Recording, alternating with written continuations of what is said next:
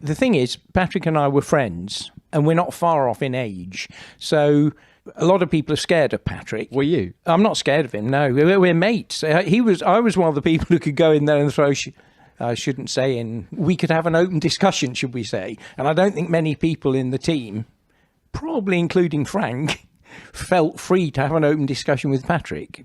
The only time I suggested something that I thought might work, that he ever...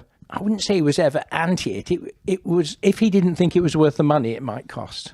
CAD was one of them. I was pretty sure that CAD would be a good thing, and Patrick didn't think it was worth the money. And in the end, Frank agreed that I could have CAD in return for a sticker on the car, i.e. he had nothing in the budget for it. Patrick had nothing in the budget for it. If I wanted it, if I could raise enough money to have it, then I could have it.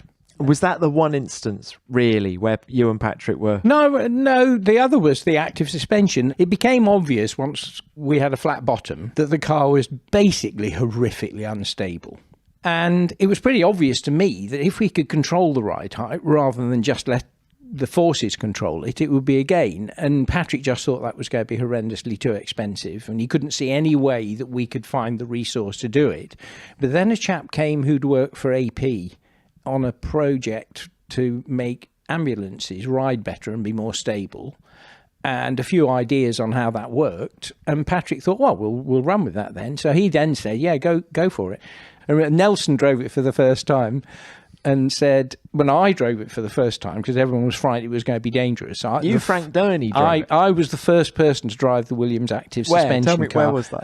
Abingdon Airfield, up and down the straight, in the rain on slicks. Although at that time, Nigel was refusing to drive it. Who were you race engineering in 86? In 86, Nelson, yeah. You said Nigel didn't like the active car. Nelson did all of the testing, yeah. Is that right? Well, the thing, Nigel had some really scary experiences testing the Lotus active suspension, and psychologically for him, active suspension was dangerous and he didn't want to have anything to do with it. Literally that. He told me, I'm not going to drive it. So even on one occasion when Nigel was living, I think, in the Isle of Man, and Nelson was visiting his mum in Brazil, we had to test at Silverstone. Nigel wouldn't do it. Nelson flew back from Brazil to do the test. So up to the point at which it won in Monza in 87, Nigel had never driven it. And then he said, where's mine? Of course, because Nigel's a racing driver and he's competitive, and he saw it won and he wanted one. And so that win in Italy convinced Nigel that he had to have one. Yeah. He had to have one. And it was a problem because we'd embedded the hydraulic pipes into the chassis so that they didn't encroach on the cockpit area. So we had to do an absolute massive project to make another chassis so Nigel could have one. Because a lot has said, I know you weren't at Williams in 92, but when Nigel won the World Championship that year, everybody, maybe it's an old wives' tale, but a lot of people said, oh, that active car really suited his style.